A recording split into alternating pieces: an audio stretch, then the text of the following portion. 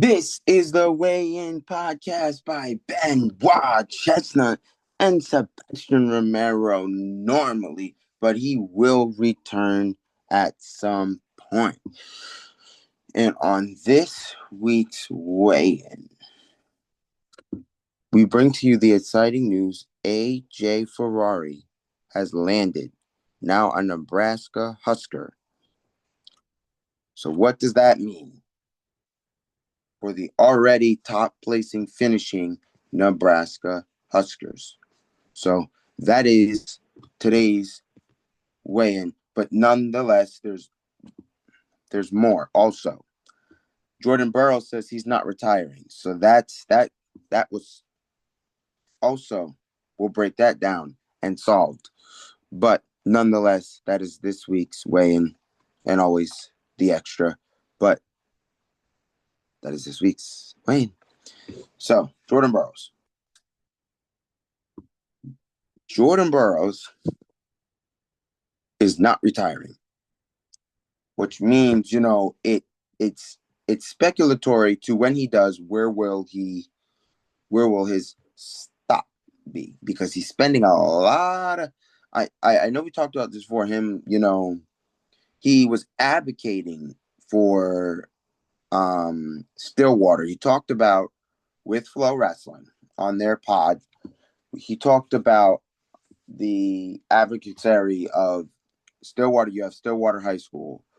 You can start your whole career to and from. And he was saying, you have elementary, you could be there. He was talking about how you have that Stillwater has the best wrestling setup, that you can go to high school there, you can go to college there, and then you can do your Olympic level career there, all in the same city. So that was something that, it definitely illuminated the talking that is probably the best model for wrestling yet, is being able to do the same thing, being able to do your thing in the same city.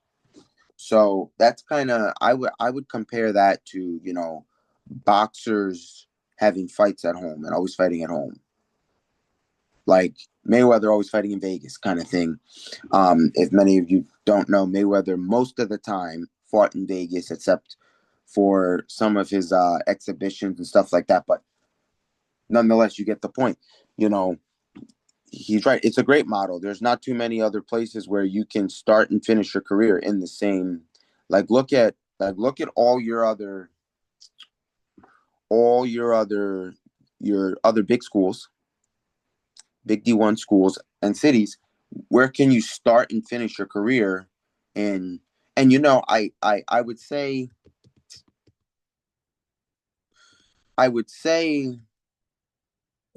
there's not too many schools. Like my college, for sure, definitely, Wilkes University had a model.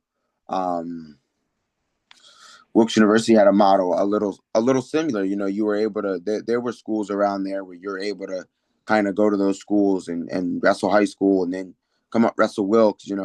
But it wasn't the same as Oklahoma State Stillwater. It wasn't the same as saying, hey, I can also do my Olympic level career there. The difference is a lot of D3 schools, most more than others, don't really run the aspect of a wrestling club, because they don't really see fit with it. But, I kind of feel like that is crucial to Olympic level. And even then, you talked about Stillwater, they have the wrestling club for the youth. So you could be a cowboy as youth in the little wrestling club, because they have the cowboy wrestling club that's really open. Then you turn around, you wrestle high school Stillwater. What Jordan said was some good things. I won't go into detail on all of it because, that's if you haven't seen that, it's good to look at. But nonetheless, there, it makes us wonder, is Jordan thinking about that's the next best city to put himself when he retires? Is he thinking he wants to join forces with David Taylor? Because if that's the case, them going to be some kind of teams. And I'm telling you, they're going to be some kind of teams. And I'm telling you, a lot of team trophies would go through that. But nonetheless, with Jordan now not really backing those groups with Jordan like hanging around there and really advocating, it makes you wonder when season comes on this year, will you see him up there a few times? Because if that's the case, man, them upper weights are gonna be right. They're gonna be right. Them upper weights is gonna be right. And they're gonna be right. Them uppers. Them uppers is gonna be right. I mean it too. Them upper weights is gonna look good. And and and for the good, for the better. And when we talk about them upper weights, we talk about it being for the better because that's a good for the better type thing. And I kind of think that's a for better type of thing to be able to say, for the upper weights. But nonetheless, that is a good distinction enough to say, hey, this gonna be good. This gonna be good. This gonna be real good. It's gonna be good. But nonetheless, that's just what I took from it. Where are we looking at on this Jordan Burroughs gig? That are we getting early signs of something building really strong? Are we? But nonetheless, let's get into the headliner for today, as I'll call it. AJ Ferrari got signed by the Nebraska Huskers. So it seems like one of the most, not the most, but one of the prominent. They got a team trophy last year. They had a good finish. They had a good finish last year. They had a good finish. So let's break down the legacies here between the Nebraska Huskers and UNC. Which the Nebraska Huskers, I believe, if we count all of Jordan Burroughs' world titles, has had probably more world Olympic level champs than UNC. But I'm gonna fact check myself before we get into that. It's be right about it. Don't be wrong. You want to be right.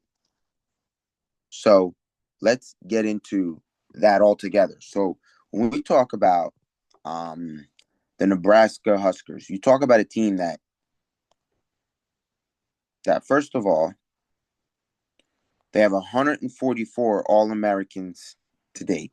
So that starts it off already to 58 All-Americans. So now we're talking about a bigger legacy here. We're talking about a huge legacy, but they have no problem bringing in AJ Ferrari. So now we're starting. Now you see, I'm going to give you the trend here. Okay. Okay.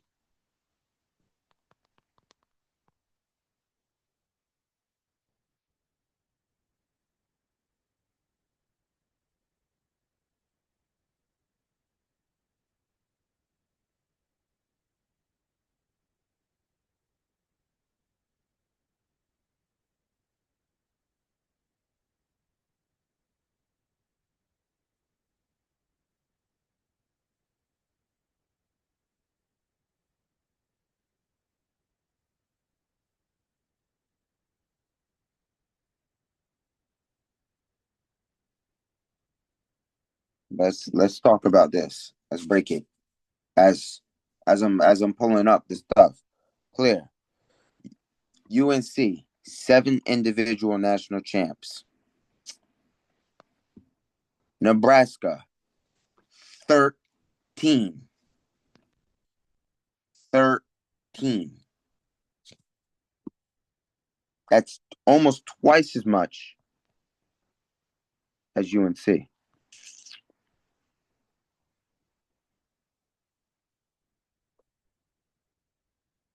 And they just got 2 champs last year.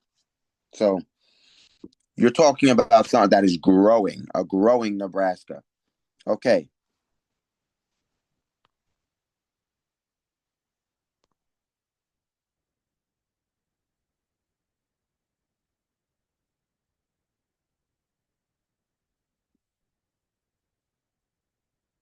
Now we're gonna break this down.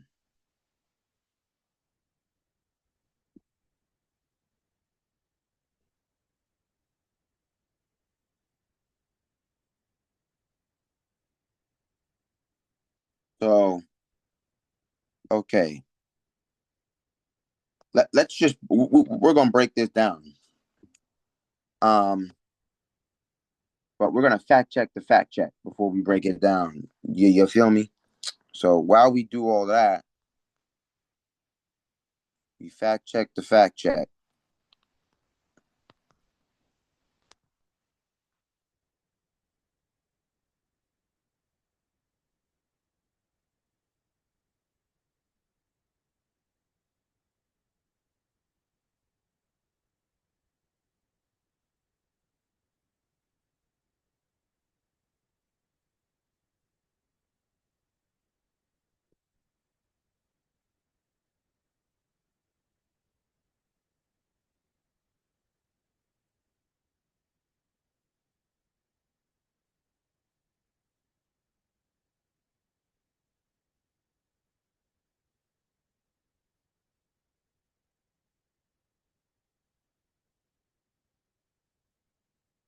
So we done fact checked it.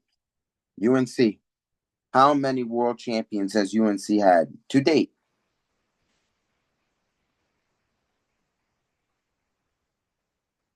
Zero.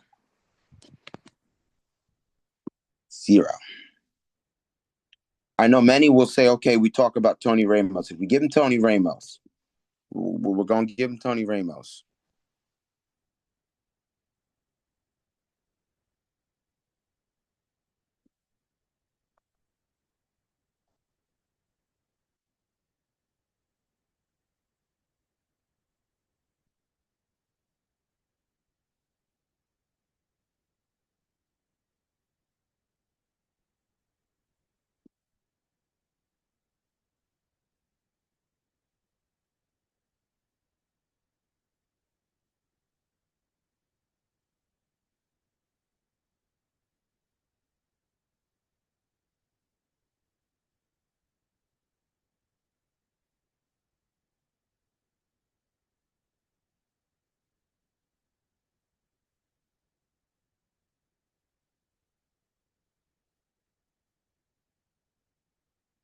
So we talk about you're going and you're saying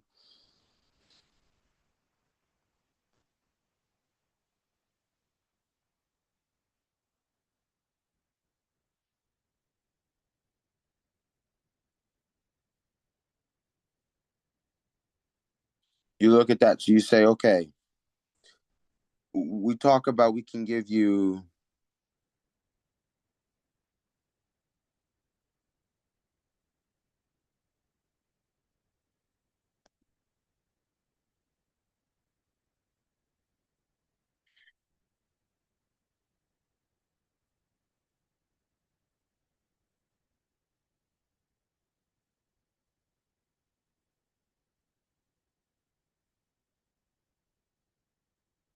so I'm gonna get back into it for you. So UNC has no international pedigree right now. Yeah, you might have had a few medalists, but you have no world champions and no Olympic champions as of right now. No world, no Olympic. But you have a legacy. They're rolling around. Oh, we have a legacy though. We have a legacy. I'm sorry. No world champions, no Olympic champions.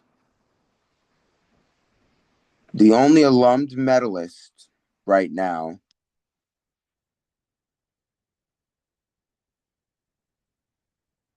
seeming to be Coleman Scott, and that was in 2012. And then even then,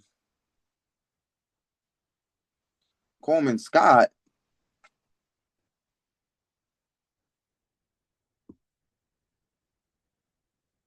we all know Coleman Scott was the cowboy. So, you know, but we understand 2012 Olympic bronze medalist Coleman Scott. When Coleman Scott was over there, we'll give you that, right? We'll give you that. We'll give you okay. You had Coleman Scott, a medalist over there, but typically.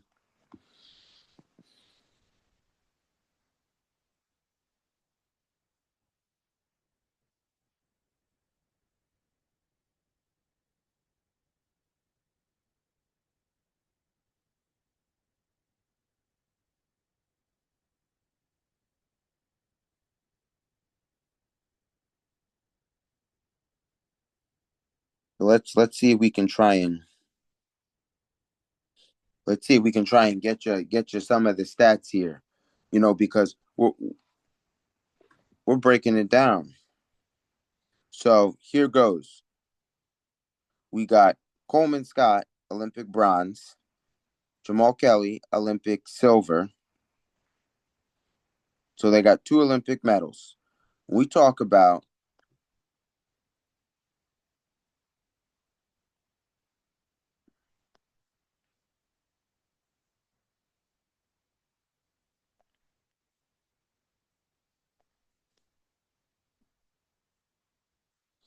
we're talking about 0 world medalists for UNC, 0 world champions, 0 Olympic gold medals. But when we look at this Nebraska that picked up AJ, we're talking 25 world championship medalists. We're talking about 10 plus gold medals, give or take. So we're talking about a bigger legacy here, and they didn't turn the door away. They opened it. So we're wondering, so it begs us to wonder, why does UNC come out and label themselves like they're the top dogs of college wrestling when your legacy has just gotten started? You can't taint something that just started because it only just started. There isn't nothing there. I can understand, if you were at Cale Sanderson numbers for at least NCAA wrestling wise, everybody's going to chase to be the multiple Olympic gold and whatever, great. If you were at Cale Sanderson numbers, you know, I would say, yeah, there's a legacy there. I understand what you're talking about. I understand you have a lot of team trophies. You have, rich wrestling coming through. And I'm not saying UNC wrestling isn't rich. I'm just saying when you look at the terms of how you're going to come out and say it's not good for the legacy, when you use that type of language and you say that, you put yourself in a classification where everybody's going to look and say, well, wait a minute. What do you mean that's not good for the legacy? Huh? Because how's that not good? But you don't have a lot of team trophies. You don't have a lot of, like, when you look at, yeah, you got national champs. I'll give you that. I'll give you that. I will give you that. I will give UNC credit where it's due. And when we talk to that, they have a lot of national champs, but their last champ was Austin O'Connor in 2023. And when you look at Nebraska, let's go over, the distinction here. Okay, national champ 63. 1984 they got a champ. 1984 they have another champ. Same year. 1991, 1993, 1995 you got another one. 2000. Then when you hit 2000,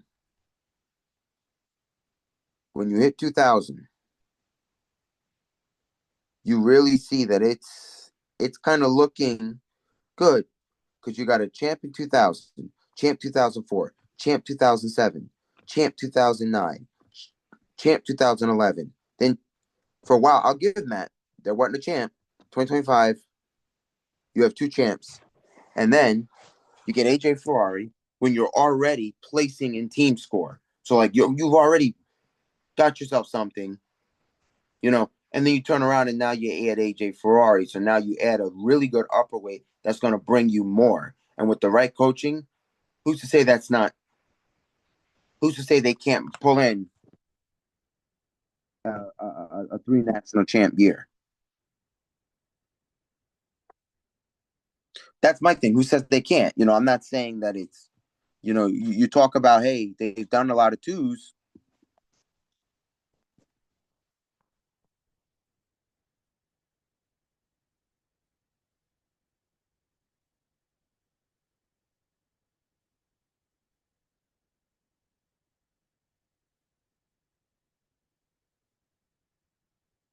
So when you talk about that, you talk about, okay, you say UNC's a legacy. You talk, okay, you talk like, okay, I'm a wrestling alum.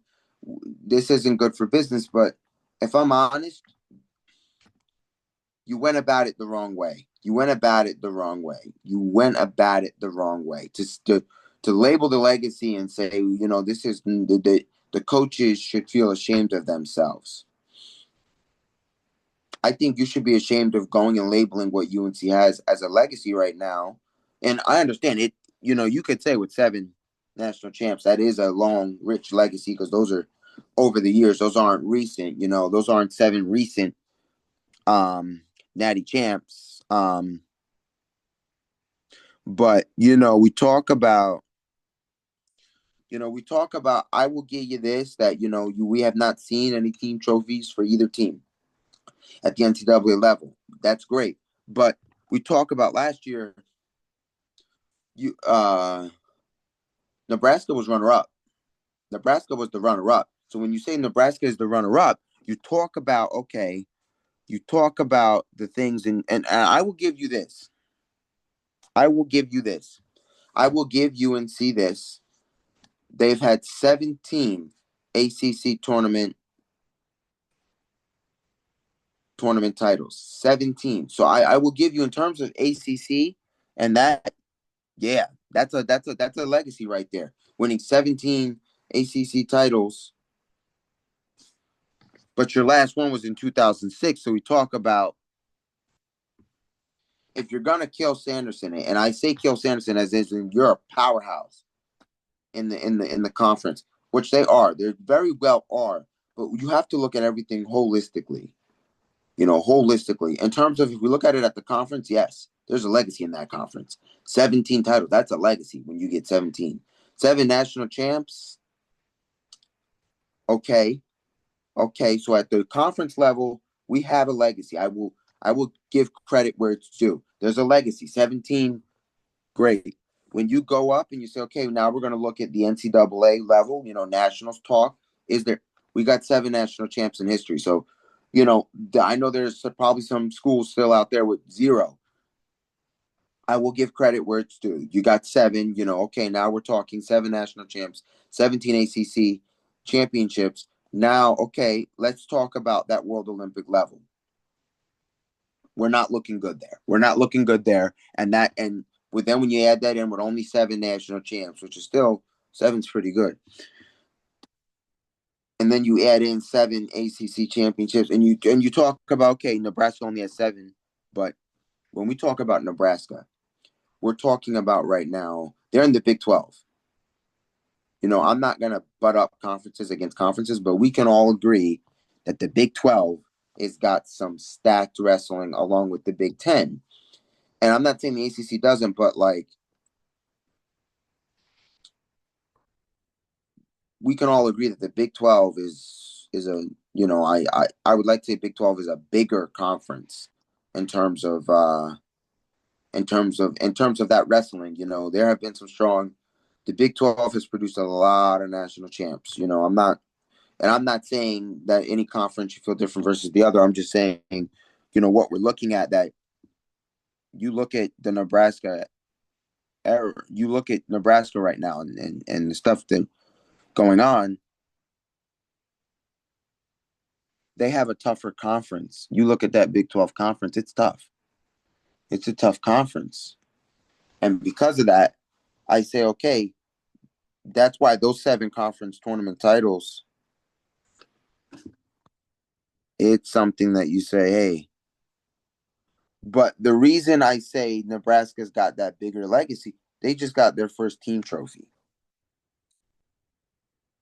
as becoming the runner-up. You don't want to get a team trophy and then follow that up by, hey, you say, okay, we added a controversial guy. And everybody's going left and right about it. So I kind of feel like when we talk terms of what we would believe to be a legacy, we talk about Nebraska's got richer history, and that's because you have almost twice as many national champs. You have less conference titles, but you got national titles. You just got a team trophy. It's just all of what's being said is in a really good the motion for what's going on, and that's where I kind of say, the good things are happening, good things are going. So, in terms all in all, I just kind of think for UNC to talk like it's chalked up a big legacy.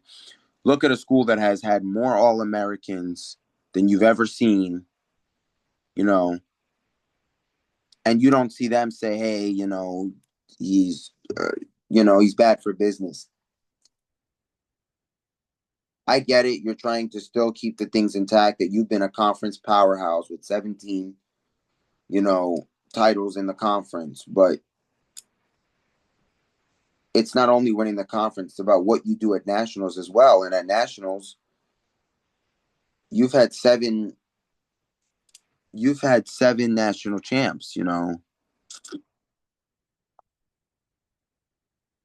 And having seven national champs and not at a team trophy, that's great, but a legacy doesn't only define around the ACC. There are two components to wrestling. As much as many might not want to compare the wrestling club and say that has nothing to do with college, they do. They're nonprofits. They keep Olympic level athletes and on the team, and it is still, you know, they're still rocking the thing. I think every school, every Division I school's just about got one, and you can't not add that in. And if you take that out, yeah, you can say there is something there. There is some type of rich history in winning the ACC, but on the NCAA level, you have not got a team trophy. And Nebraska just got a team trophy, which tells you that is a built and growing legacy, you know, and it all provides more why I think the way it went about saying in you know the way they went about it citing the legacy is just I would think it wasn't the right move, to go and cite the legacy. You can go and say, hey, I think this is, I could understand if they say he didn't really get along with teammates at Iowa. We're kind of we're sketchy if we want to really bring this in, but don't turn around and say, hey, wait a minute, wait a minute, wait a minute. Oh, our legacy's got to stay intact here. It doesn't taint their school, and in terms of a legacy,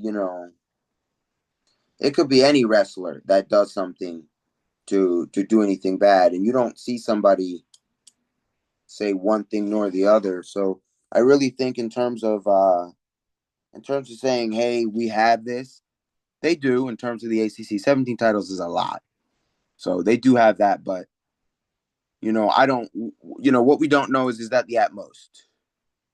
And you know what? Let's get you an answer on that before we start off.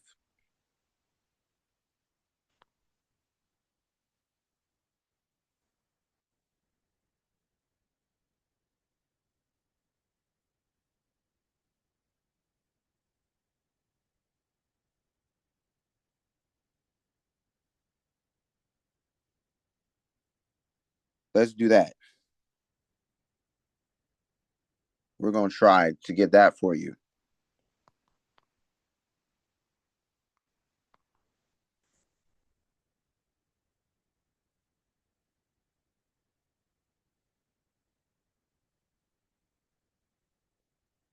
So we're gonna get that for you so that we can kind of figure that out to see. I get it's a legacy, but let's see. You know, the ACC. So they're third on the list. Maryland's got 24. NC State's got 21. You've got North Carolina with 17, and then you have Virginia and Virginia Tech tied at tied at 5 titles. So you look at that and you say, okay, in terms of the list, you're third. So it looks like in the ACC, you talk about Maryland being that powerhouse. You talk about that, but you say Maryland's out.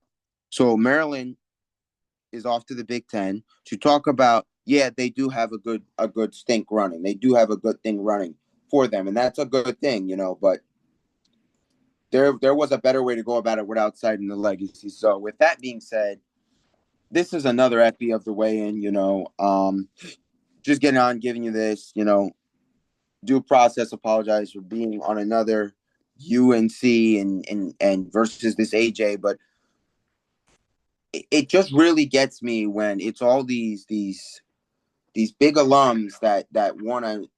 What got me was telling the coaches that they should be ashamed of themselves. These big alums coming in trying to basically run these wrestling teams like GMs, and it's not easy. It's not easy to get team titles. It's not easy.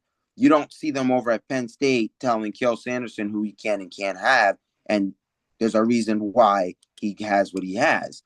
So it's just like you gotta. Sometimes you gotta. There's always a way to say something, and sometimes you gotta know when not to say something. If you're gonna go out and cite something as you're a powerhouse and you're good, but on the all-time list of the best NCAA wrestling teams, they're not up there. 7 national champs, and you could say, well, I have 17 ACC titles, but that doesn't conference. It qualifies you, yeah, but you know, it just doesn't. It's just one of those things. So, with that being said, this is the weigh-in by Benoit Chestnut and normally Sebastian Romero, but he will return at some point. This is just another one, real interesting, but weigh-in out.